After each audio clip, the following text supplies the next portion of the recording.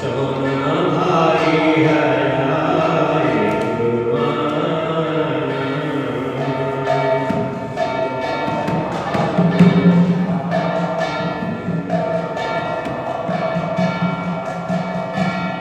वैष्णव चरण प्रेम भक्ति विद्या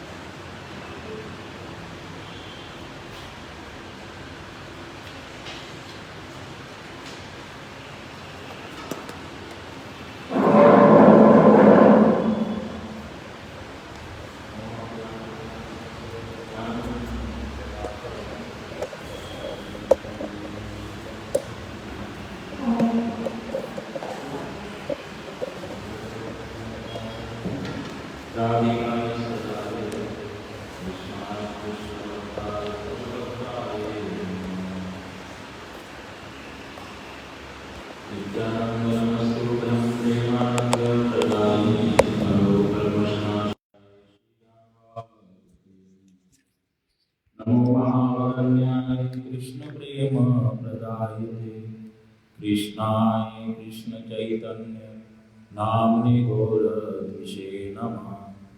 हे कृष्ण करुणा सिंधु दीनबंधो जगतपते गोपेश गोपिका कांत राधा कांत नमोस्तुते। तप्त कांचन गौरांगी राधे वृंदावनेश्वरी वृषभानुसुते देवी प्रणमामि हरिप्रिये। वृंदायै तुलसी देव्याय प्रियाय केशवस्य च कृष्ण भक्ति प्रद देवी सत्यवती नमो नमः। श्री कृष्ण चैतन्य प्रभु नित्यानंद श्री अद्वैत गदाधर शिवासादि गौर भक्तवृंद। बोलो हरे कृष्ण कृष्ण कृष्ण हरे हरे, हरे राम राम राम हरे हरे।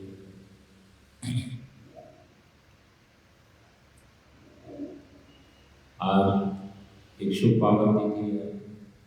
हमारे गुरुवर्ग आचार्य नित्य लीला प्रविष्ट श्री श्रीमद भक्ति वल्लभ तीर्थ गोस्वामी महाराज जी की आज शुभ तिरोभाग तिथि है। हमारा सौभाग्य है, हम अपनी स्थिति का पालन कर रहे हैं।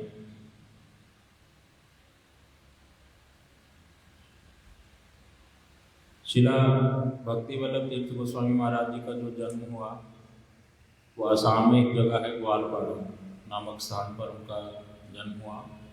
उनका नामकरण हुआ श्री कामाख्य चरण। जब उन्होंने अपने गुरु जी से हरि कथा को श्रवण किया, उनके गुरुदेव हैं श्री श्रीमद भक्ति दयित माधव गोस्वामी महाराज जी, तो उनका आकर्षण हुआ और वो अपना घर बार छोड़कर मठ में आए। तब उनका ब्रह्मचारी नाम हुआ श्री कृष्ण वल्लभ ब्रह्मचारी। पहले था श्री कामाख्य चरण, जब मठ में आ गए तो नामकरण हुआ श्री कृष्ण वल्लभ ब्रह्मचारी। अब जब घर पर रहकर ये अपने गुरु महाराज जी की कथाओं को सुनते थे तो उस समय इन्होंने मास्टर डिग्री करी थी फिलॉसफी में। तो महाराज जी को उस समय अपॉर्चुनिटीज मिल रही थी प्रोफेसर की जॉब की बड़े बड़े कॉलेजेस में, और साथ ही साथ उन्होंने गवर्नमेंट जॉब के लिए भी अप्लाई कर रखा था। वहाँ से भी उनको अपॉर्चुनिटी मिली कि आप हमारे यहाँ पर आइए और सेवा कीजिए। उस समय में मास्टर डिग्री फिलॉसफी में बहुत बड़ी बात कोई ही होता था। लेकिन उन कथाओं को सुनने से अपने गुरु महाराज जी से श्री कामाख्य चरण जी के हृदय में वैराग्य उत्पन्न हुआ कि मेरे को भगवान की सेवा ही करनी है, भक्तों की सेवा करनी है, वही हमारा लक्ष्य है इस मनुष्य जीवन का। तो ये बात भी साथ साथ उनके मन में चल रही थी कि क्या करना चाहिए। तब उन्होंने अपने मन की बात को उसका सामंजस्य करने के लिए श्रील प्रभुपाद जी के एक भक्त अनुगत श्री कृष्ण केशव ब्रह्मचारी जी प्रभु से पूछा कि मेरे मन में उत्कंठा प्रश्न आता है कि मुझे क्या करना चाहिए। तब श्री कृष्ण केशव ब्रह्मचारी जी ने उनको समझाया कि देखो, अगर आप मठ में आ जाते हैं तो मठ में आकर क्या होगा, सब समय पूरा दिन भगवान के भक्तों का दर्शन, भगवान की कथा सुनने को मिलेगी, भगवान के भक्तों के साथ प्रसाद परिवेशन ये सब होगा। तो पूरा दिन और पूरा जीवन कैसा रहेगा, भगवान और भक्तों के इर्द गिर्द। लेकिन अगर आप कॉलेज में प्रोफेसर की जॉब करते हैं या अथवा कोई और कार्य में लिप्त होते हैं जो भौतिक जगत से संबंधित है, तो आपकी भौतिक जगत के लोगों का ही संग होगा, उनसे ही वार्तालाप होगा दिन में। आप भगवान का भजन भी करना चाहेंगे तो उस प्रकार से समय नहीं दे पाएंगे, और आपका जो मन की भावना है वो हर समय कैसी रहेगी, कलुषित। इधर उधर की बातों में ध्यान रहेगा, ग्राम्य वार्ताओं में बात ध्यान रहेगा। अगर आपको जज बनने की अपॉर्चुनिटी भी मिल जाती है तो आपको क्या होगा, इस जगत में जज को बहुत बड़ा माना जाता है, तो वो उसको भी क्या करना पड़ता है कि इनका झगड़ा हो गया, इसका मर्डर हो गया, ऐसी ऐसी बातें सुनने को बस आपको मिलेगी, जिससे आपका मन दूषित हो जाएगा और उस दूषित मन से भगवान का भजन नहीं हो सकता। तो मैंने तो आपको दोनों बातें ठीक से समझा दी है। अब ये डिसीजन आपका है, आपको क्या करना है। तब इन बातों को सुनकर शिला कामाख्या चरण जी के हृदय में बहुत मतलब दृढ़ भावना आ गई कि मेरे को क्या करना है, भगवान का भजन ही करना है और मठ में रहकर गुरु जी की सेवा करनी है। तब उन्होंने अपने घर को छोड़कर दृढ़ भावना से अपने गुरु जी की सेवा में नियुक्त हुए। इसी के साथ एक बात आती है कि उनके साथ साथ उनके दो दोस्त भी, उनके मित्र मठ में आए, और मठ में शुरू में जब कथा कीर्तन होता तो उस समय प्रभुपाद जी के एक भक्त शिशिवत भक्ति हृदय वन गोस्वामी महाराज जी कथा कर रहे थे। तो जो शुद्ध भक्त होते हैं, जैसे हम सुनते हैं जो वृक्ष फलों से लदा हुआ होता है वो झुका हुआ होता है, तो जो श्रेष्ठ संग करते हैं वैष्णवों का, उनमें दीनता अपने आप ही प्रकाशित होने लगती है। तो वो अपनी कथाओं में दीनता पूर्वक कह रहे थे कि इतने साल हो गया मुझे भजन करते हुए, भक्ति करते हुए, गुरु वैष्णवों की सेवा करते हुए, लेकिन मेरे हृदय में तिल मात्र भी उनके प्रति प्रेम उत्पन्न नहीं हुआ, कोई अनुभूति नहीं है मेरे को। ये बात कही अपनी कथा के बीच में।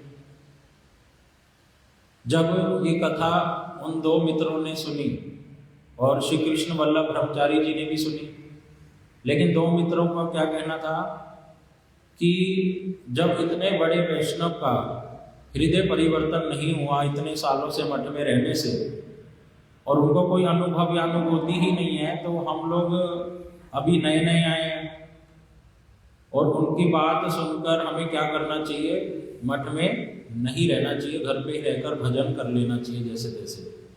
यहाँ कि श्रील भक्ति हृदय वन गोस्वामी महाराज जी ने कहा कि इतने सालों से मैं भगवान का भक्ति कर रहा हूँ, मठ में वास कर रहा हूँ, लेकिन जो भगवान की अनुभूति है या अनुभव है वो मुझे नहीं हुआ, मुझे प्रेम गुरु वैष्णव से नहीं हुआ। भगवान की मेरे को अनुभूति नहीं हुई, मंदिर में रह के, तो घर में रह के होगी, फिर ये घर जाने की क्या है। हाँ, ये आगे बता रहे हैं। तो काले की और बात करता है। श्रील भक्ति वल्लभ तीर्थ गोस्वामी महाराज जी ने मठ में रहना प्रारंभ कर दिया। उनके साथ में कितने मित्र आए थे? दो मित्र, और एक साथ में 3 लोगों ने क्या किया था, मठवास आरंभ किया था। 3 लोगों ने एक साथ में मठवास प्रारंभ किया, और तीनों के तीनों ही, उससे पहले भी मठ में और लोग रहते थे या नहीं? रहते थे। मठ में और लोग भी बहुत सारे रहते थे, किंतु ये 3 एक साथ में मित्र बन करके निर्णय लिया कि हम लोग क्या करेंगे, मठ में रहेंगे और भगवान का भजन करेंगे। तीनों एक साथ में आ गए। अभी जब रह रहे हैं उसी के बीच में एक दिन क्या हुआ, कार्यक्रम बहुत बड़ा, उसमें ये लोग जिन भक्तों के साथ रहते थे वो सारे लोग तो वहाँ पर थे ही थे। अभी शिला भक्ति दयाल माधव गोस्वामी महाराज जी ने बहुत सारे और अपने गुरु भाइयों को भी बुलाया था। अब वो सारे लोग जो हैं कहाँ पर बैठे हैं, जो बाहर से आए हैं, प्रभुपाद जी के बड़े बड़े शिष्य लोग हैं, वो लोग सारे बैठे हैं भाषण देने के लिए और बहुत बड़ी स्टेज के ऊपर, और उन सबको बड़ा ही सम्मान के साथ में उनको सिंहासन पर बिठाया गया। सबको, उन सब लोगों को बड़े ही सम्मान के साथ में सिंहासन पर बिठाया गया। सब लोगों को पुष्पमाला इत्यादि दी गई, सबकी आरती उतारी गई और कीर्तन बड़े आनंद से हुआ। कथा प्रारंभ हो गई। उसमें शिला भक्ति वल्लभ तीर्थ महाराज जी कथा सुनने के लिए बैठे हुए, उनके दोनों मित्र भी कथा सुनने के लिए बैठे हुए। ये लोग बहुत ही नए हैं, इन लोगों ने इस तरह का कभी कोई उत्सव देखा नहीं था अभी तक। इतने सारे वैष्णवों को भी एक साथ में देखा नहीं था। आज जब इतने सारे वैष्णवों को एक साथ में देखा और इस प्रकार का जो सारा कैसे उनका सम्मान करना होता है, ये सारी चीजें जब देखी तब बड़े आनंदित हो रहे थे। अभी कथा सुनते सुनते जिनको सबसे बाद में कथा करने के लिए कहा गया, जो सभापति थे, सबसे बड़े व्यक्ति, जिनको सभापति बनाने का मतलब कि बहुत सम्मान जिनको दिया जाता है, जिनकी बात बड़ी प्रामाणिक होती है, उन्होंने जब शिला भक्ति हृदय वन गोस्वामी महाराज जी ने कथा करनी प्रारंभ की तो उन्होंने अपनी कथा में क्या बोल दिया? उन्होंने अपनी कथा करते करते, और तो कथा बोली थी, बीच में कथा करते करते एक बात बोल दी कि मेरे को बहुत वर्ष हो गए मठ में आए हुए, मैं सन्यासी भी बन गया, कितनी सारी क्रियाएं भक्ति वाली करता भी रहता हूँ, किंतु तब भी अभी तक मेरे को भगवान की अनुभूति हुई नहीं, वैष्णवों के साथ में प्रेम हुआ नहीं। कब होएगा ये भी मुझे अभी पता चलता नहीं। इस प्रकार की जब सारी बातें बोल दी कथा में और ऐसे कह करके रोने लगे, उसके बाद में फिर कथा पूर्ण हो गई, सभा समाप्त हो गई, सारे लोग अपने अपने कक्ष में चले गए। अब ये तीनों मित्र भी अपना एक साथ में बैठ गए। कार्यक्रम में क्या क्या हुआ वो सारा विचार करने लगे। विचार करते करते करते करते ये वाली बात आई, शिला भक्ति वल्लभ तीर्थ महाराज जी के साथ में जो दो मित्र लोग थे उनकी तरफ से कि मठ में रहने का हमने निर्णय ठीक किया है या नहीं किया। इतने बड़े साधु वो कह रहे हैं कि उनको कुछ अनुभव ही नहीं हुआ अभी तक भगवान का, उनको वैष्णवों के साथ में प्रीति संबंध इत्यादि कुछ हुआ नहीं। कब होएगा उनको ही नहीं पता। जिनको सभापति बनाया जो सबसे बड़े, उन्होंने जब इस प्रकार का बोल दिया है तब हमें क्या लगता है भाई, हम अभी यहाँ पर रहने वाले नहीं, हमने यहाँ क्यों रहना। इतने वर्षों तक अगर करने पर भी ऐसे नहीं होता तो फिर क्या करना, इस चीज को करने का लाभ ही नहीं है। हम अपना घर में जाते हैं और जो काम है करने के लिए वो वाले काम करते हैं। तो मैं भी अगर साथ में चलना, किसको कहा, शिला भक्ति वल्लभ तीर्थ महाराज। तो हम तो अभी अपना प्रसाद पा लिया है, बैग लेकर के हम क्या करेंगे, अभी चुपचाप यहाँ से अपना लौट जाएंगे अपने घर पर, हमने नहीं जाना यहाँ पर। तुम भी ऐसा ही करो, साथ में चलो, बैग तैयार कर लो। इस प्रकार से जब उन्होंने कहा तब शिला भक्ति वल्लभ तीर्थ महाराज जी ने क्या किया, उस बात को हम लोग सुन रहे। तो श्री कृष्ण वल्लभ ब्रह्मचारी जी उन दोनों मित्रों की बात को सुना, लेकिन उन दोनों मित्रों ने भी कहा कि हमें पता है कि तुम्हारा स्वभाव है, तुम हर किसी डिसीजन को जल्दी से नहीं लेते हो, उस पर विचार करते हो, लेकिन हम लोग तो अपने घर को लौट रहे हैं। तब श्री कृष्ण वल्लभ ब्रह्मचारी जी ने चिंतन किया और फिर से श्री कृष्ण केशव ब्रह्मचारी जी का अनुगत्य करते हुए उनसे ये बात अपने मन की रखी कि हमारे मन में ऐसे ऐसे बात आई है, आप इसका सामंजस्य कीजिए, मार्गदर्शन कीजिए, इसमें क्या भावना छुपी हुई है। उन्होंने जो श्री भक्ति हृदयवन गोस्वामी महाराज जी ने ऐसा कहा।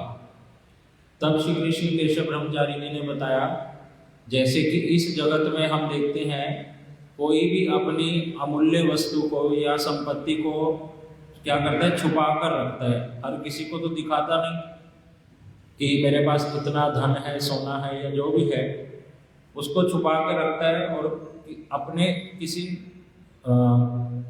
प्रियजन को ही उसको दिखाता है। उसी प्रकार से ये जो शुद्ध वैष्णव हैं, प्रभुपाद जी के जो परिकर हैं, इनके हृदय में जो भगवान के प्रति प्रेम है, भक्तों के प्रति प्रेम है, वो इसको छुपा कर रखते हैं। और ये बहुत अमूल्य वस्तु है, ये हर किसी के सामने प्रकाशित नहीं की जाती। अगर वो प्रकाशित करेंगे भी तो सामने जो बैठे लोग हैं वो उसको समझ नहीं पाएंगे, उन भावनाओं को ग्रहण नहीं कर पाएंगे। और साथ ही साथ इनके हृदय में दीनता होती है, जो दीनतावश इन वचनों को वो अपनी कथाओं में बोल देते हैं। इसमें ऐसा नहीं समझना कि श्री भक्ति हृदयवन गोस्वामी महाराज जी का जो लेवल है वो बहुत छोटा है, ऐसा भावना अपने हृदय में कभी ना लाना। उनकी भावना जो हृदय की है वो बहुत उच्च कोटि की है। तब इस बात को सुनकर श्री कृष्ण वल्लभ ब्रह्मचारी जी के हृदय में दृढ़ भावना आई और उन्होंने अपने जो मित्रों की बात थी घर को वापिस लौटने की, उसको अपने हृदय से निकाल दिया। तो शिला भक्ति विज्ञान भारती गोस्वामी महाराज जी बतलाते हैं कि ये शुरू से ही उनका गुण था, श्री भक्ति वल्लभ तीर्थ गोस्वामी महाराज जी का। वो कभी भी किसी डिसीजन को जल्दी से नहीं लेते थे और जो उनसे श्रेष्ठ वैष्णव होते थे, आचार्यवान होते थे, उनसे बात कर कर या अपने गुरु भाइयों से बात कर कर ही किसी डिसीजन को फाइनल करते थे। जब उन्होंने सुना कृष्ण केशव प्रभु जी की बात को, तब उन्होंने साथ में ये भी कहा कि अभी तुम नए नए आए हो, अभी ऐसा नहीं सोचना कि तुम जो कुछ भी सुनोगे तुम्हारे को सारा कुछ समझ आ ही जाएगा। साथ साथ तुम्हारे को सारा कुछ अभी एकदम से समझ नहीं आएगा, क्योंकि यहाँ पर तुम्हारे लिए केवल कथा नहीं की गई, तुम्हारा अधिकार एक प्रकार का है, योग्यता तुम्हारा स्तर एक प्रकार का है। शिला भक्ति हृदयवन महाराज जी ने जो कथाएं बोली है वो कौन से भक्तों के स्तर की हैं, इसको तुम अभी कैसे समझोगे? तुम तो अभी बहुत नए हो। कुछ समय जब रहोगे और लगन के साथ में जब सारी चीजें करोगे, तब धीरे धीरे तुम्हारा क्या होगा, वैष्णव विचारों में प्रवेश हो।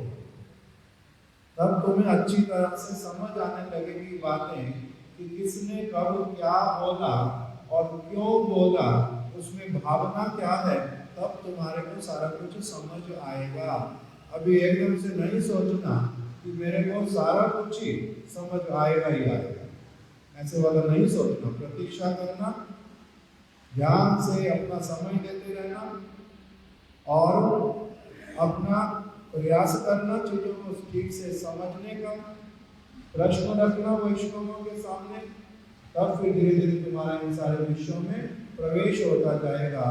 ऐसे ही नहीं होता कि जो सुना बस इतना तक ही मेरे को, जो मैंने समझा वही सारा कुछ ठीक है। उन्होंने हमको उस समय एक कथा सुनाई इंद्र और विरोचन की। इंद्र वाली कौन सी कथा है? इंद्र और विरोचन, ये वाली तो है। ये दोनों गए ब्रह्मा जी के पास में ब्रह्म विद्या सीखने के लिए। इंद्र भी गया, विरोचन भी गया।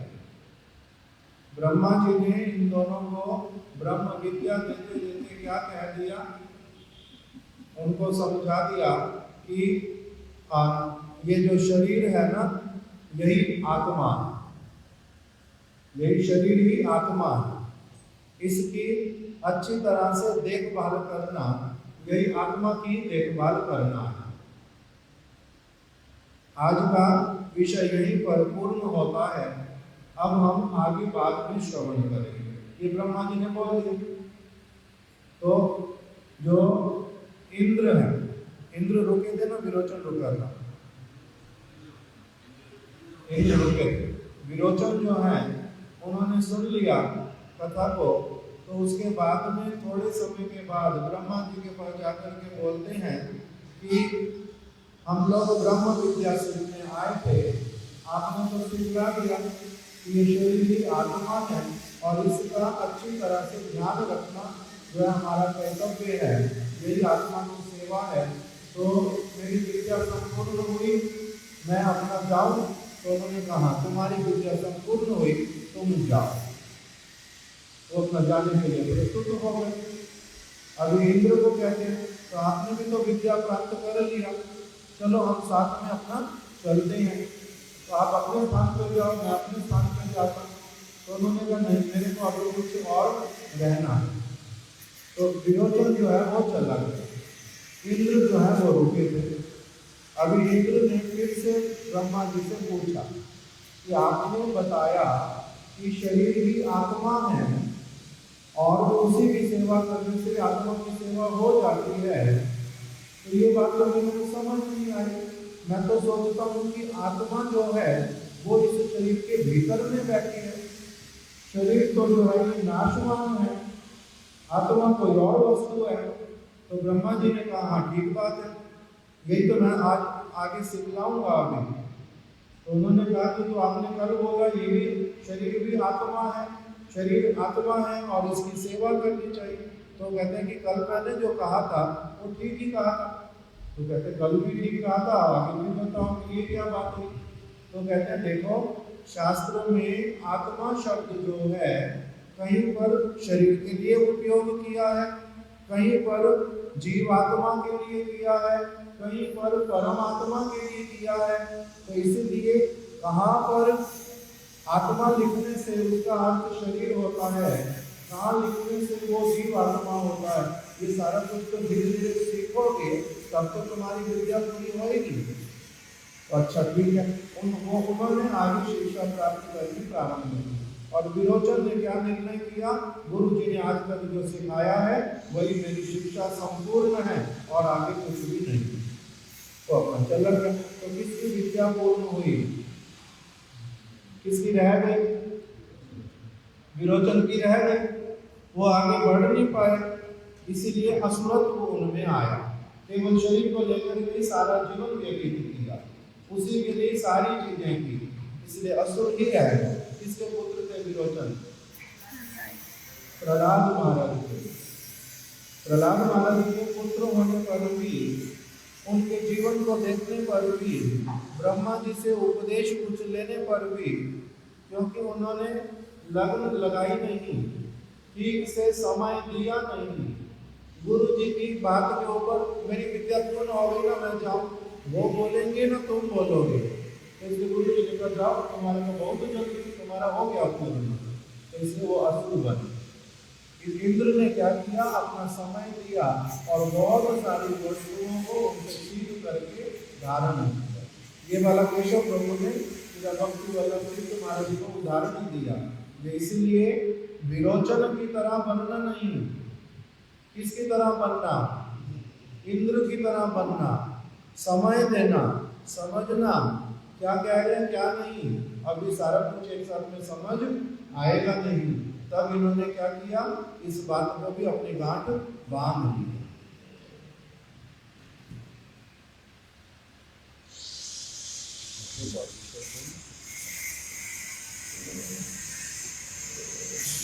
एक समय शिला भक्ति विज्ञान भारती गोस्वामी महाराज और श्री भक्ति वल्लभ देव गोस्वामी महाराज जी असम में एक जगह है सारभोग, वहाँ चैतन्य गौड़िया मठ है, तो वहाँ पर किसी सेवा कार्य से गए थे। तब वहाँ पर उन्होंने क्या देखा कि जो रसोई में आलू होते हैं, वो जो छोटे आलू जब लाए जाते हैं उसमें कुछ छोटे छोटे से आलू भी होते हैं, तो वहाँ पर जो इंचार्ज हैं वो आलूओं को फेंक देते थे या रखते नहीं थे। तो श्री भक्ति वल्लभ तीर्थ गोस्वामी महाराज जी ने कहा इन आलूओं को फेंको मत, मैं इसका सेवा में प्रयोग करूँगा। तो उन्होंने क्या किया, उन आलूओं से बड़ी अच्छी एक दम आलू की सब्जी बना दी, उसको उबाल के अच्छी सी, और भगवान को भोग लग गया। कहते मैं फेंक देता हूँ। तो शिला भक्ति विज्ञान भारती गोस्वामी महाराज जी शिक्षा दे रहे हैं कि उन्होंने दो वस्तुएं देखी। पहला तो उनके हृदय में भावना आई इस चीज को, इस वस्तु को देखकर कि जो श्री भक्ति वल्लभ तीर्थ गोस्वामी महाराज जी ने वो बड़ी अच्छी रसोई करते थे, और श्री कृष्ण केशव ब्रह्मचारी जी बताते हैं कि ये जो रसोई की सेवा ये राधा रानी और उनकी सखियों की सेवा है। ये रसोई की सेवा वो भगवान कृष्ण के लिए बनाती हैं, तो ये साक्षात राधा रानी की सेवा करते हैं श्री कृष्ण वल्लभ ब्रह्मचारी जी। इस बात को महाराज जी ने अप्रिशिएट किया और उनका महिमा गान की कि आप कितनी अच्छी रसोई बनाते हैं। तब श्री भक्ति वल्लभ तीर्थ गोस्वामी महाराज जी बोले ये तो वैष्णवों की कृपा है कि वैष्णवों को मेरा बनाया हुआ प्रसाद अच्छा लगता है और भगवान वैष्णवों के माध्यम से ही ग्रहण करते हैं, तो ये मेरे ऊपर विशेष कृपा है, ये सभी वैष्णवों की कृपा के कारण ही है। इस बात को उन्होंने बोला। और दूसरा शिला महाराज जी बोलते थे कि जो भगवान की सेवा में दी गई वस्तु है उसको भक्तों का ये नेचर होता है कि वो उसको वेस्ट नहीं करते, हर किसी वस्तु को भगवान की सेवा में नियुक्त करते हैं। तो ये गुण श्री भक्ति वल्लभ तीर्थ गोस्वामी महाराज जी में है कि वो सभी वस्तुओं को भगवान की सेवा में कैसे लगाना है वो अच्छे से जानते हैं कि वो छोटे छोटे जो आलू हैं उनको भी कैसे भगवान की सेवा में उपयोग उन्होंने किया। हरे कृष्ण।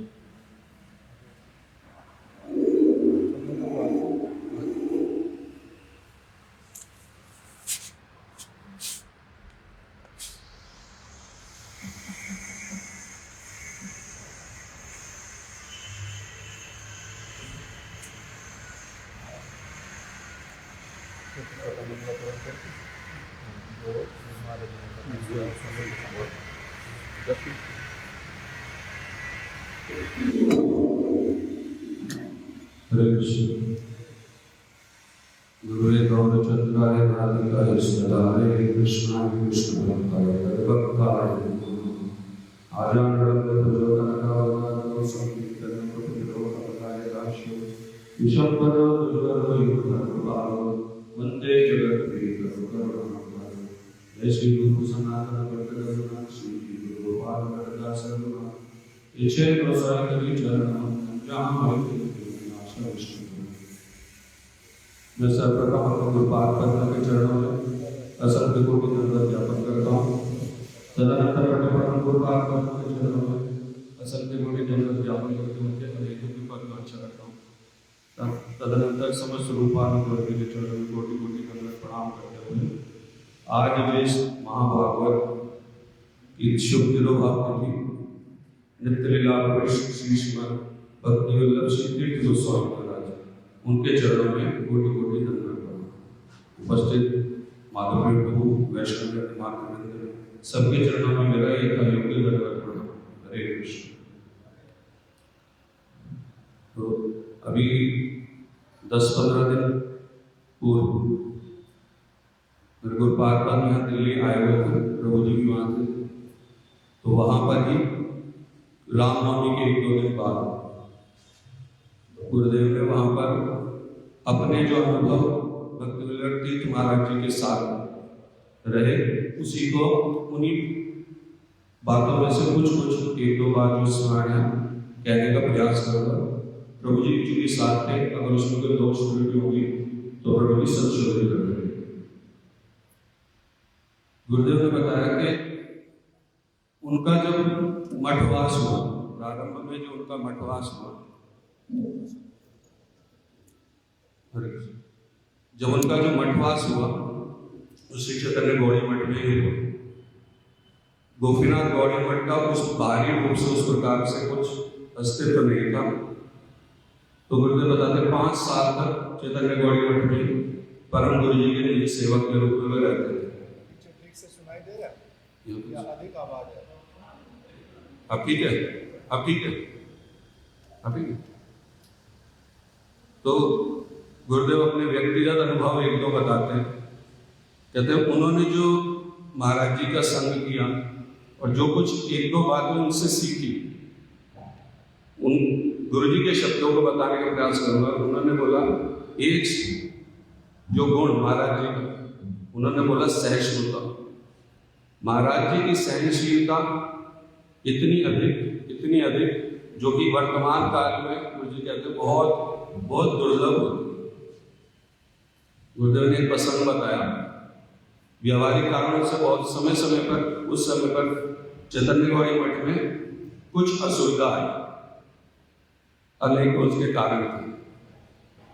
तो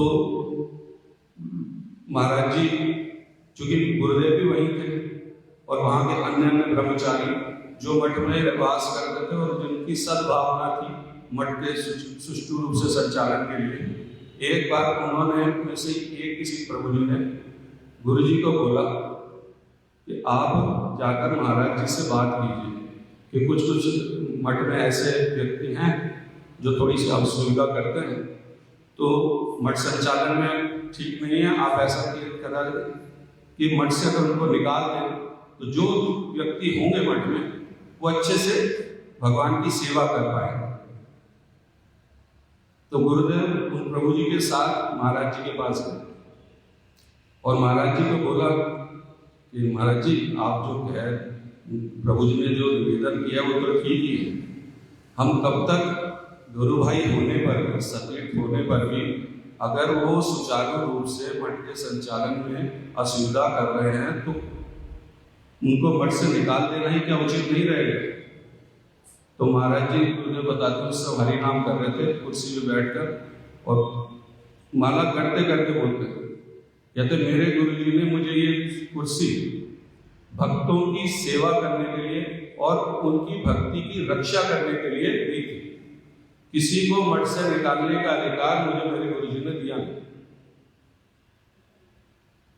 तो गुरुदेव कहते कहना एक अलग बात होती है कि हम सहिष्णु हैं, लेकिन व्यवहारिक दृष्टिकोण से जब उसको लेके आते हैं हमेशा एक बार नहीं, महाराज गुरुदेव कहते बार ऐसा ही एक वक्तव्य हुआ उस जब गुरुदेव कहते हैं कि व्यवहारिक दृष्टिकोण से हम सब इस बात को बोल तो सकते कि हम सहिष्णु हैं, शब्द रूप में किसी बात पे ये गुण है। सहिष्णुता तो एक गुण है जो कि मुख से हम कोई भी बोल सकता है कि अमुक व्यक्ति सहिष्णु है, लेकिन व्यवहारिक दृष्टिकोण से जब वास्तविक किसी में सहिष्णुता कितनी है वो समय आने पर ही प्रदर्शित होती है।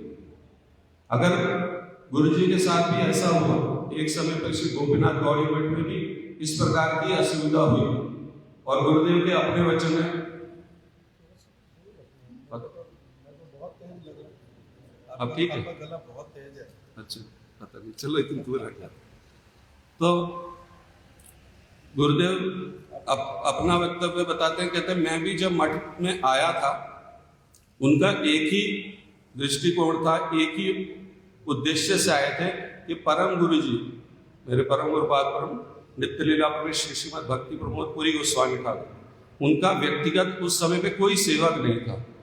तो परम गुरु जी की उस एक सेवा को करने के लिए गुरु जी आए थे। मठवास का उनका उस प्रकार का कोई विचार नहीं था। उन्होंने संन्यास लेना है, मठ संचालन करना है। गुरुदेव कहते हैं मेरा ऐसा कहीं भी कोई मन में भावना नहीं है। मैं तो था जब तक परम गुरु जी हैं सेवा करूंगा और उसके बाद मैं वापस चला जाऊंगा।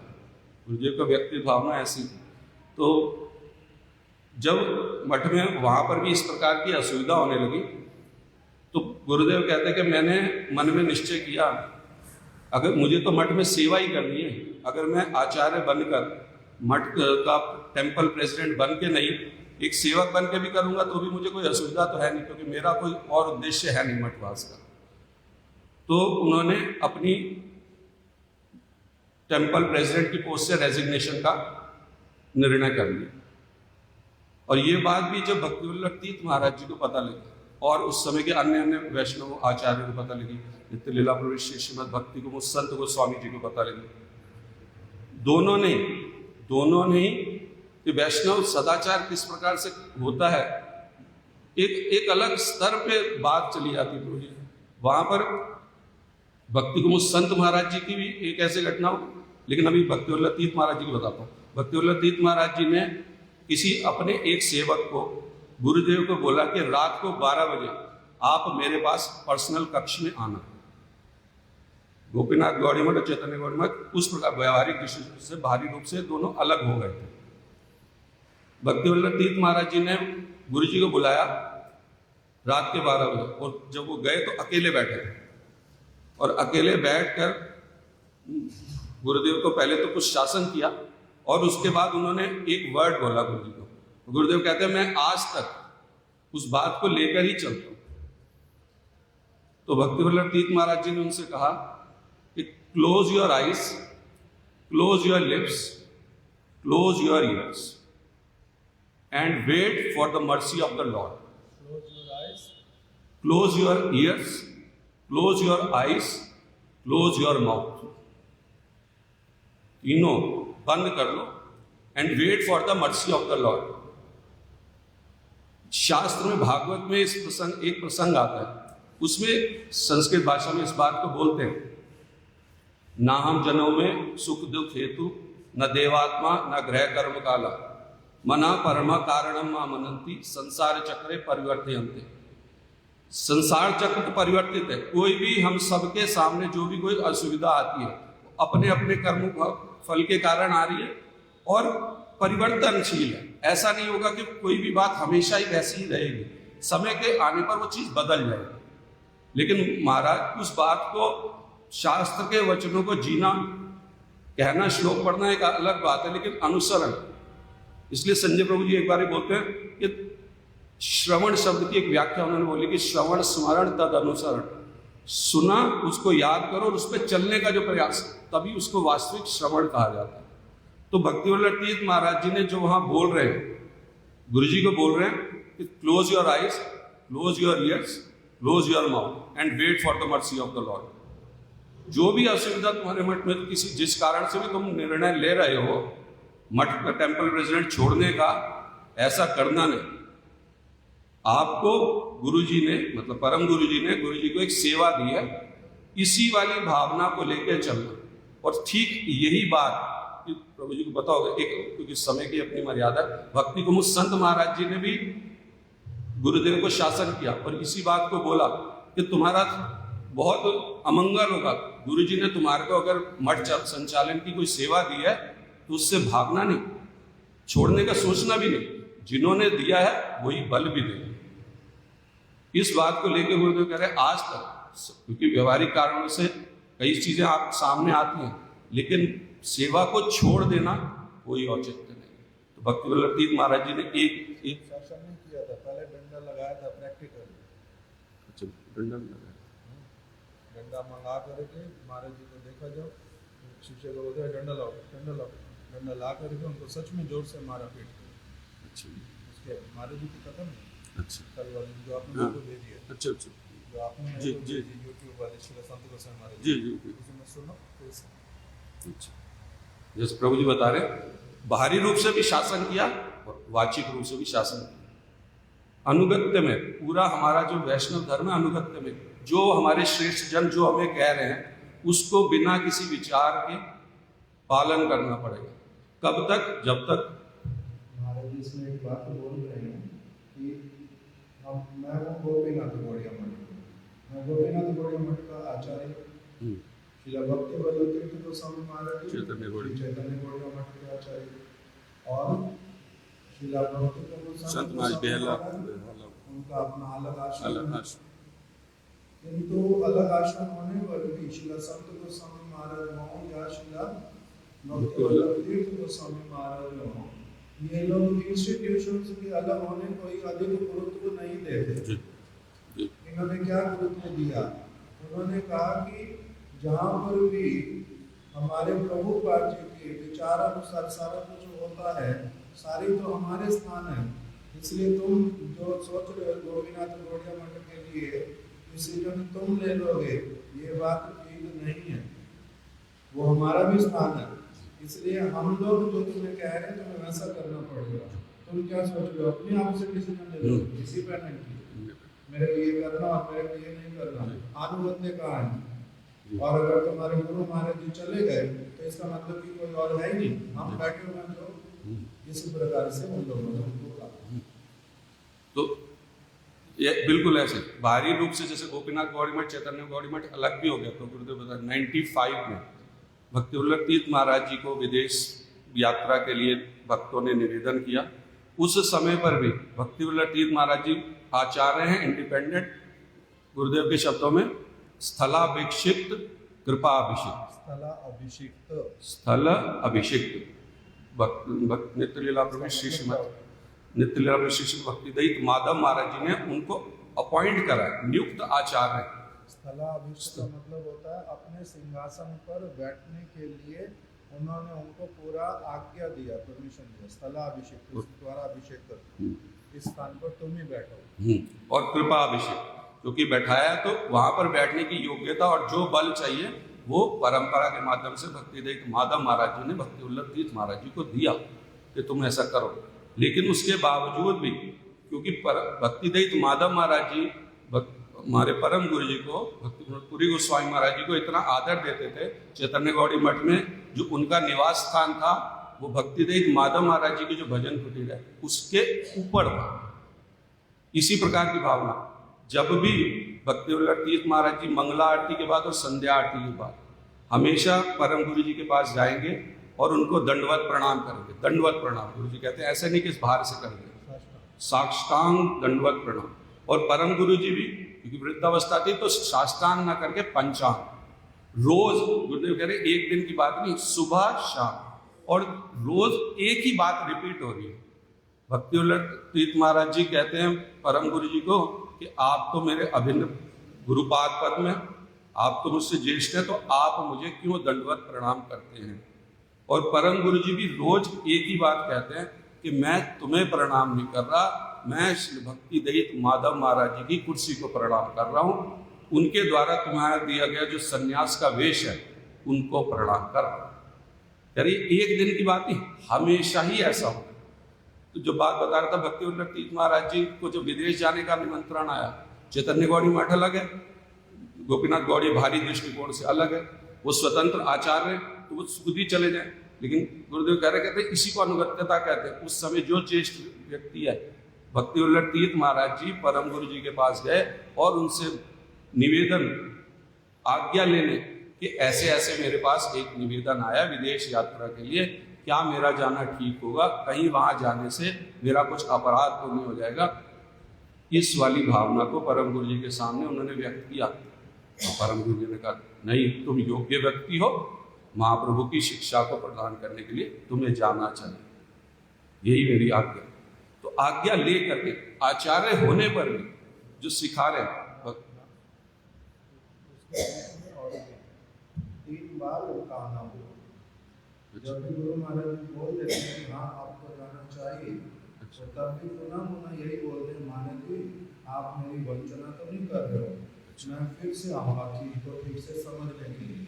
अच्छा 3 बार फिर आए कुछ दिनों के बाद फिर से अलग अलग बात बोलते हैं, पूछते हैं, तब कि अगर मैं वहाँ गया, मेरा अगर कुछ असुविधा हो गया, मैं वहाँ की चीज़ों में आसक्त हो गया, मेरा अगर पतन हुआ, तब मेरा क्या होगा?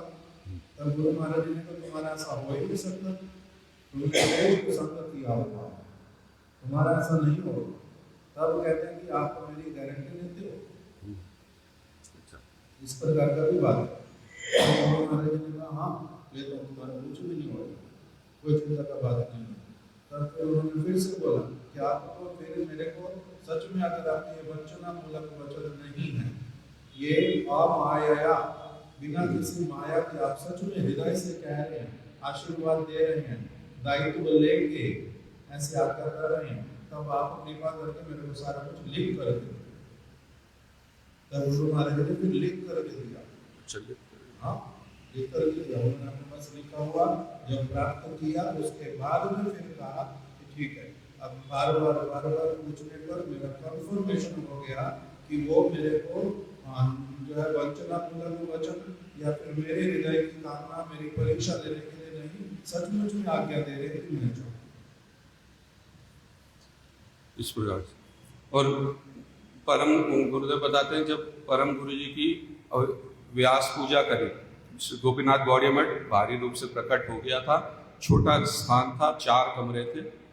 गुरुदेव कह रहे हैं उस समय पर उनके पास कुर्सी भी नहीं थी, तो एक मैदान सा ही था खुला, वहीं पे एक चटाई पे परम गुरु जी को बैठा दिया और आसपास 50-100 लोग बैठ गए और जाके कीर्तन करने लगे।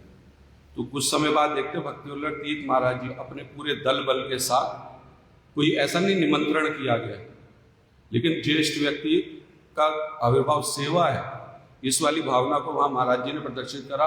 अपने पूरे जो उनके गुरुदेव का नाम भी बताते हैं, बहुत सारे ऐसे लोग साथ में लेकर के आए, सन्यासी लोगों को लेकर के आए, वहाँ पर कीर्तन करा। कीर्तन गुरुदेव बताते कि मैंने जो कीर्तन करना शुरू करा, अगर आप कभी गोपीनाथ गौड़ी मठ की परिक्रमा आदि में जाएं तो या कभी भी संकीर्तन शुरू होता है तो वो एक जय ध्वनि से शुरू करते हैं, जय दाऊं। वो गुरुदेव कहते हैं मैंने भक्ति वल्लभ तीर्थ महाराज जी से ही सीखा, जो कुछ भी सीखा गुरुदेव कहते हैं मैंने सब कुछ भक्ति वल्लभ तीर्थ महाराज जी से सीखा। वहां पर ये नहीं देखा कि कह रहे जिस प्रकार से एक बहुत बड़ी सभा में किसी गुरुवर की जय ध्वनि करी जाती है, कीर्तन किया जाता है, वहां भारी रूप से वहां उस प्रकार से कोई लोग नहीं थे, 50 लोग हैं, 100 लोग हैं, बैठने का स्थान नहीं है। जिस गुरुवर की आविर्भाव तिथि हो रही है वो चटाई जगह भी छोटी है, उनके लिए भी उस प्रकार सम्मान नहीं। लेकिन मेरी सेवा है, ज्येष्ठ व्यक्ति की सेवा करना मेरा धर्म है, तो बाहरी किस प्रकार से परिवेश है वो ज्यादा माने नहीं रखा उन्होंने, उसी प्रकार से जय ध्वनि करी। गुरुदेव कहते हैं कि जब उन्होंने संन्यास लिया, क्योंकि समय की अपनी मर्यादा, गुरुदेव ने बोला कि जब मैंने संन्यास लिया, वो भी गुरुदेव संन्यास नहीं लेना चाहते थे, परम गुरु जी ने बार बार कहते तुम संन्यास लो। संन्यास लेने में जब आया तो गुरुदेव ने एक शर्त रखी, ठीक है मैं तो यहाँ सेवा करने आया हूँ, मुझे कथा करनी आती नहीं, एक शर्त पे संन्यास लूंगा, आप मुझे कभी कथा करने के लिए नहीं बोलोगे। परम गुरु जी ने कहा अच्छा मत करना, हंस दिया, उस प्रकार से छोड़ दिया। उसके कुछ समय बाद जन्माष्टमी आई, तो गौर पूर्णिमा पर परम गुरु जी का संन्यास हुआ, और जब जन्माष्टमी आई चैतन्य गौड़ी मठ में, वहाँ पे बहुत बड़ी सभा हो रही, करीब 10:30 बजे का टाइम था। तब गुरुदेव बैठे हुए वहाँ, क्योंकि बहुत गणमान्य गुरुदेव का नाम भी बता रहे हमारे, तो महाराज जी भक्ति विज्ञान भारती महाराज जी और भी बहुत बड़े बड़े संत आदि, पूरा सभा वहाँ भरी हुई, धर्म सभा चल रही, वहाँ कथा चल रही, और उसी बीच में क्योंकि गुरुजी नवीन सन्यासी थे, वो नीचे बैठे हुए और बाकी ज्येष्ठ व्यक्ति ऊपर बैठे हुए, तो वहाँ पर ही भक्ति वल्लभ तीर्थ महाराज जी गुरु जी के लिए बोल करके बोलते हैं कि आज हमारे एक नवीन सन्यासी भक्ति विभूत गोदायन गोस्वामी महाराज क्या ब्रजेंद्र नंदन कृष्ण इस शब्द पे 10 मिनट कथा करें। अब गुरु जी कह रहे हैं क्योंकि मैं सुबह से व्रत रखा हुआ था, तो मैं तो सो रहा, मुझे पता ही नहीं कौन किसका बोल रहा है। तो किसी और भक्त ने जिसने सुना, उन्होंने बोला गुरु जी को महाराज आपको बुला रहे हैं। उन्होंने देखा भक्ति वल्लभ तीर्थ महाराज जी कह रहे इधर आओ। गुरुदेव को पहले तो समझ नहीं आया कि किसके कह, मुझे ही बोल रहे हैं, किसी और को तो नहीं कह रहे। तो लेकिन जब उन्होंने कहा कि हाँ आप ही को बुला रहे, तब गए।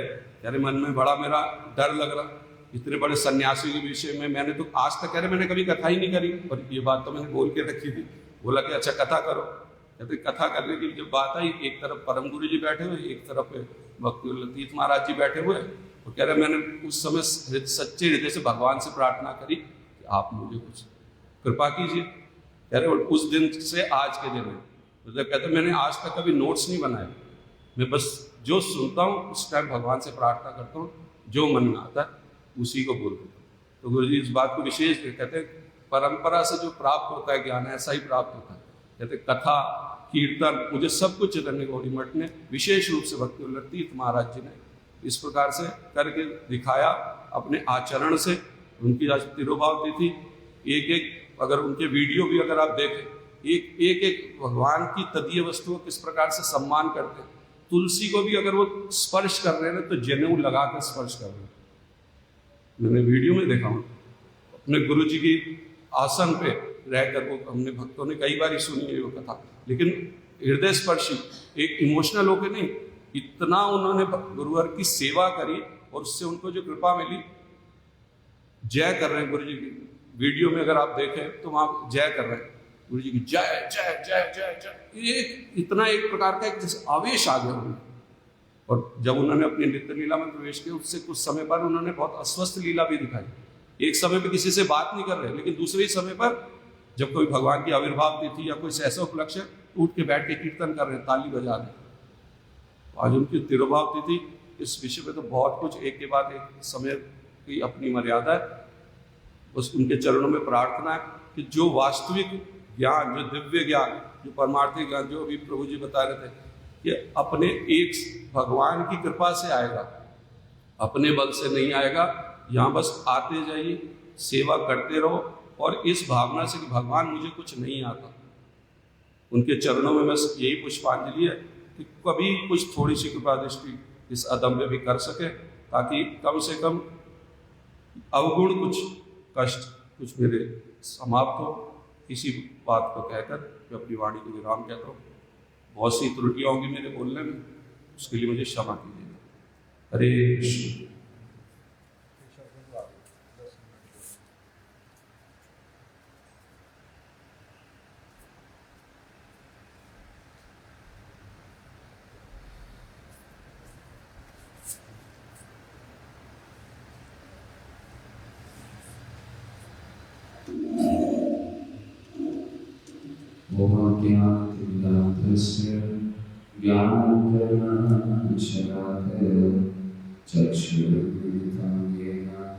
तस्मै श्री गुरवे नमः।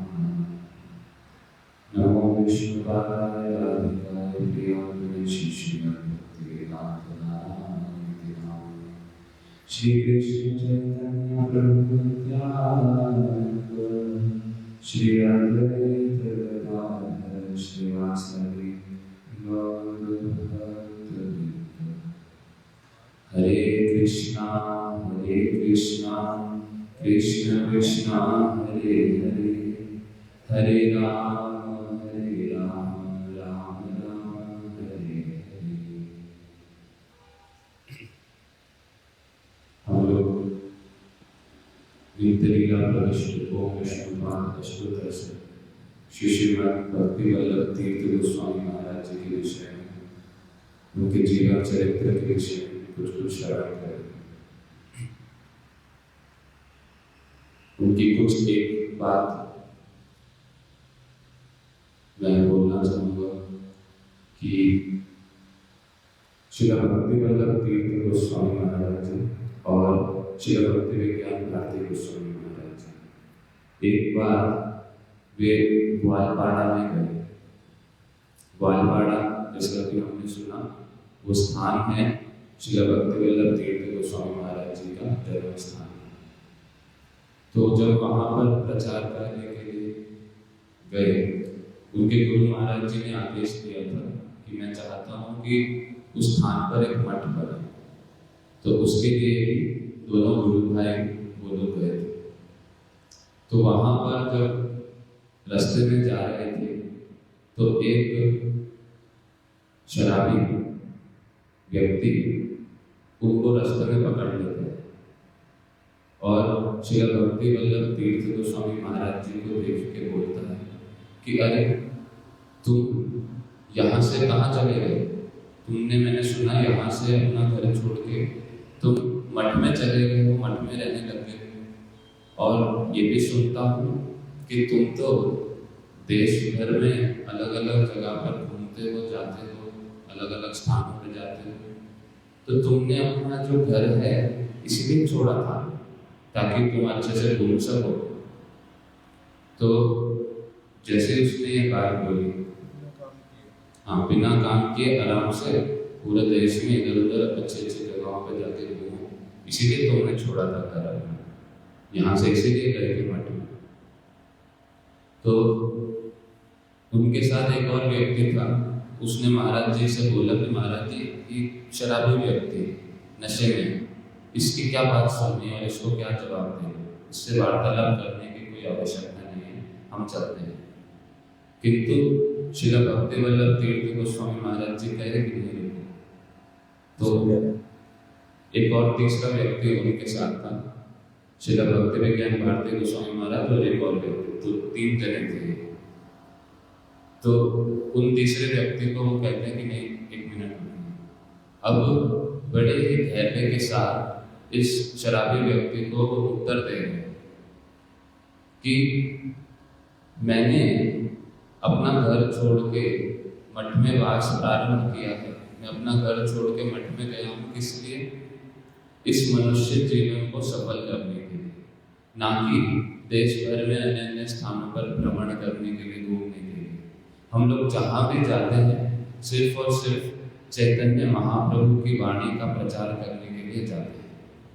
और जो बात तुम कह रहे हो कि अपना घर छोड़ के मैं कहीं चला गया, मठ में चला गया, तो वास्तव में जितने भी यहाँ पर संसार में जो जिसको हम अपना घर समझते हैं, क्या वो वास्तव में हमारा घर है? कुछ समय के लिए हम इस स्थान पर रह रहे हैं, जब हम मर जाएंगे तो क्या हम इस घर को साथ में लेके जाएंगे? नहीं। तो ये जो घर है, ये सारी जगह है, ये कैसी है? ये तो टेम्पररी है। तो मैंने मठवास क्यों किया? ताकि वहाँ पर जाकर मैं भक्ति करके अपने नित्य घर में, गोलोक वृंदावन में, भगवान के धाम में, जो मेरा रियल होम है, जो मेरा वास्तविक घर है, वहाँ मैं जा सकूँ। तो ये सारे कारण हैं। तुम जिस घर में रह रहे हो, तुम्हें भी अपना घर छोड़ना पड़ेगा, चाहकर या ना चाहकर, अपनी इच्छा से या फिर जबरदस्ती। तो मैंने अपनी इच्छा से ही घर छोड़ दिया ताकि मैं अपने नित्य घर में भगवान के पास पहुंच सकूं। तो वो व्यक्ति कहता, अरे बड़ी विद्वानों वाली बातें करते हो, बड़ी तुम्हारे तो विद्वान बन गए हो काफ़ी ज़्यादा। तो मैं भी तुम्हारे जैसे अपनी बुद्धि को यूज़ करके, जैसे तुमने अपनी बुद्धि यूज़ करी और अपना घर त्याग दिया, मैं भी अपनी बुद्धि का प्रयोग करके अपना घर त्याग देता हूँ और मैं भी चलता हूँ मठ में। तो महाराज जी यहाँ बड़ी एक सुंदर बात कह रहे हैं, उनकी सारी बातों का बड़े धैर्य के साथ उत्तर दे रहे हैं। क्या कह रहे हैं कि आप अपने घर को छोड़ के मठ में आना चाहते हो, अपनी बुद्धि का प्रयोग करना चाहते हो, किंतु एक विशेष बात है कि त्याग, घर का त्याग या किसी भी वस्तु का त्याग का करने का एक विधि है। यदि व्यक्ति अपनी पुरानी चीज को त्याग करे बिना कोई नई और श्रेष्ठ वस्तु को पकड़ कर, तो वो त्याग कैसा होता है? वो कुछ समय का होता है। जब तक ऊंची वस्तु को प्राप्त ना कर लिया जाए, ऊंची वस्तु सामने दिख नहीं रही मेरे को, तो मैं निम्न वस्तु को कैसे छोड़ूंगा? नहीं छोड़ सकता।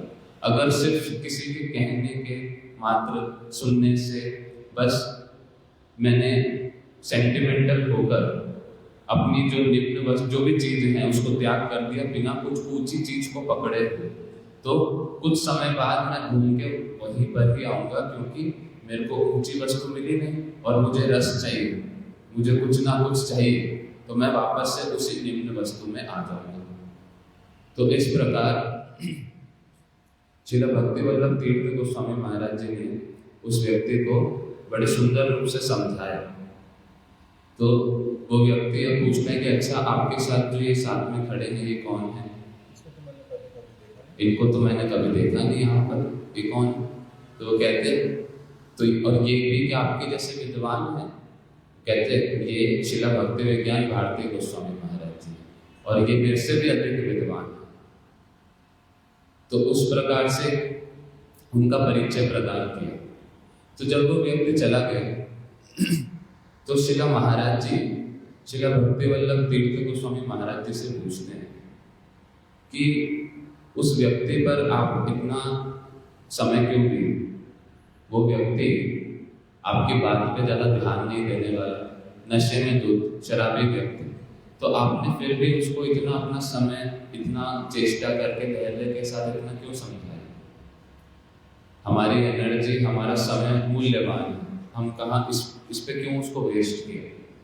तो शिला भक्ति वल्लभ तीर्थ गोस्वामी महाराज जी की कैसी भावना, वो कह रहे हैं कि नित्यानंद प्रभु ने किनका उद्धार किया? जगाई और मधाई का।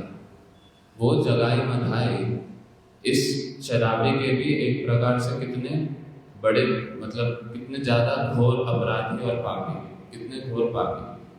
और दूसरी बड़ी बात, नित्यानंद प्रभु स्वयं उनके पास वो जगाई मधाई नहीं आए। नित्यानंद प्रभु स्वयं गए थे जगाई मधाई के पास। और हम लोग कौन हैं? हम लोग नित्यानंद प्रभु महाप्रभु के सिंसियर फॉलोअर्स हैं। तो उनके सिंसियर फॉलोअर्स होने के कारण हमारा क्या कर्तव्य बनता है?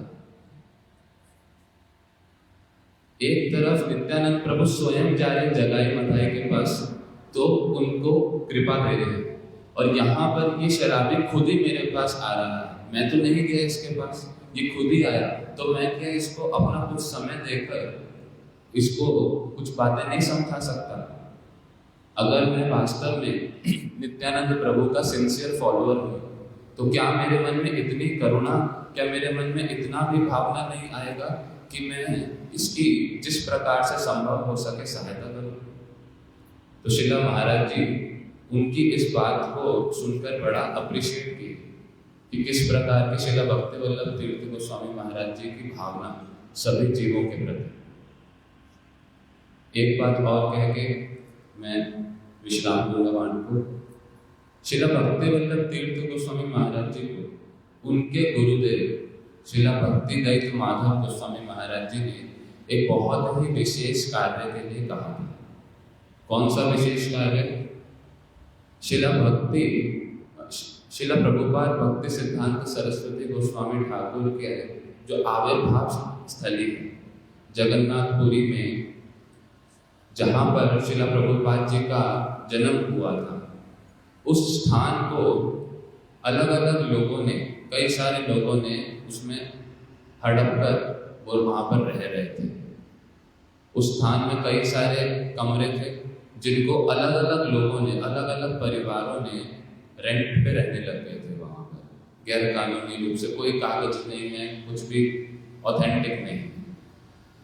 तो शिला भक्ति दैत माधव गोस्वामी महाराज जी ने शिला भक्ति वल्लभ तीर्थ गोस्वामी महाराज जी को और कुछ अन्य कुछ ब्रह्मचारी, कुछ सेवकों को भेजा उस स्थान पर जाकर रहो, क्योंकि एकदम से तो बोलने से वो निकलेंगे नहीं।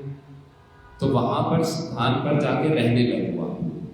तो उस स्थान पर शिला भक्ति विनोद ठाकुर जी का जो घर था, उस स्थान पर वो लोग जाकर रहने लगे उन सारे परिवारों के साथ ही, उनके बीच में। तो अब वो सारे परिवार जितने भी थे, करीब 40 परिवार सुनने में आते, 40 परिवार वहाँ पर रहते थे। तो उन परिवारों ने क्या सोचा कि ये लोग इस स्थान को ले लेंगे हमसे, हमारे घर को ले लेंगे, हमारा घर जबकि है नहीं तब भी उस पर हड़प रखा, नहीं छोड़ना चाहते। तो अब वो सारे लोग इनको अलग अलग प्रकार से परेशान करने लगे। शिला भक्ति वल्लभ तीर्थ गोस्वामी महाराज जी और उनके जितने भी सारे जो भी साथ में गुरु भाई सेवक वो वहाँ पर जब उनके बीच रह रहे हैं, तो उनको वो देख रहे हैं कि ये लोग भक्त हैं, इन भक्त लोगों को यहाँ से भगाना है। तो अब क्या कर रहे हैं, जितना खराब चीज हो सकता है वो कर रहे हैं। उनके ऊपर उनके स्थान पर जहाँ भी वो बैठेंगे, जहाँ पर प्रसाद पाएंगे, उन स्थानों पर प्याज के छिलके फेंक देंगे, अंडे के छिलके फेंक देंगे। क्या सोच के कि ये सारी वस्तुओं से तो इनको बहुत घृणा है, इसको तो ये कभी जीवन में स्पर्श भी ना करें, इनसे दूर रहते हैं, बहुत ज़्यादा पूर्ण रूप से त्याग रखा है, तो ये लोग क्या परेशान हो जाएंगे और यहाँ से भाग जाएंगे। तो इस प्रकार से इतनी सारी परेशानियां दे रहे हैं वो सारे परिवार के लोग। तो एक बार एक सेवक जो साथ में उनके आया था, श्रील भक्तिवेदांत माधव गोस्वामी महाराज जी का ही शिष्य, तो वो अपने गुरु भाई श्रील भक्तिवल्लभ तीर्थ गोस्वामी महाराज जी से कहते हैं कि ये स्थान में बहुत ज़्यादा कष्ट हो रहा है, यहाँ पर और रहा नहीं जा सकता, हमें लगता है कि हमें वापस चले जाना चाहिए यहाँ से।